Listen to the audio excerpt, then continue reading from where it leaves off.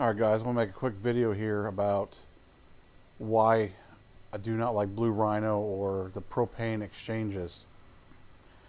And I want to point out here that this exchange, it's $21 for the $21.99 for this exchange. I'll compare that to a refill. And I want to point out something else. This $21.99 for this exchange is for 15 pounds of propane. And if you don't already know, a standard barbecue tank is rated to hold 20 pounds. So they're selling you a 3/4 pound full tank for, in this case, $22. Now, I want to go over how that compares to a refill. Here is my receipt here for a refill.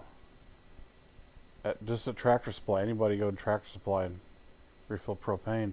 It was 14 gallons at $2.79 a gallon, and that was $39. And this was for 60 pounds of propane. It might have been a little bit more, but we'll call it 60 pounds. I think my tank was slightly overfilled, but just slightly. At any rate, so 60 pounds for $39. We'll call it $39 before tax. Compared to the Blue Rhino, which we have, like I said, $22 for 15 pounds. So let's just do a fair price comparison for what we get for our money. So let's just say two of these exchanges, just the propane. That'd be 30 pounds of propane for $44. Well, as you can see here, I pay less than $44 and got twice as much. Over twice as much. And as far as refilling, some things I want to point out here. The tanks have to be within their certification period, which is 12 years from the date of manufacture. Right here, you can see my tank is stamped 04 up arrow 17, meaning manufactured April 2017. So I can refill this tank 12 years from that date. After that, I have to get recertified. The recertification is good for 5 years.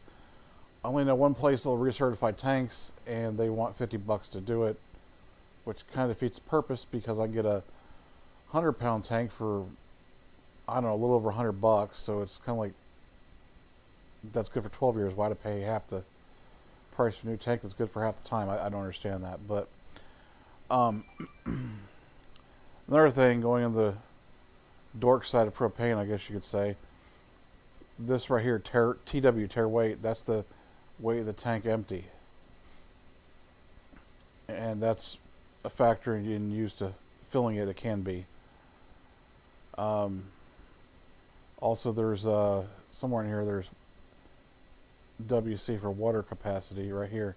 Water capacity 143 means this tank was, the volume of water this tank would hold would be 143 pounds. So this kind of goes to in hand with the fill chart as far as how much to put in it by weight. I'm not really going to go into that too much because there's a bleeder screw on the top. I should have got a picture of it, but if you just open the bleeder screw, when liquid comes out, the tank's full. And a lot of times when I get my tank full, especially this big one, these idiots don't do that, and they just let it fill till the cows come home. I have to keep an eye on them, you know, and make sure they don't overfill my tank, because I've had people try and do it. And with these big tanks, there's no safety float in there that shuts it off when it gets full. The smaller, regular sized barbecue tanks have a overfill protection with a float that trips when it's full. But these big tanks don't have that. Anyway, I think that about wraps us up. I'm gonna do some grilling some salmon today. See if I get that video uploaded later on.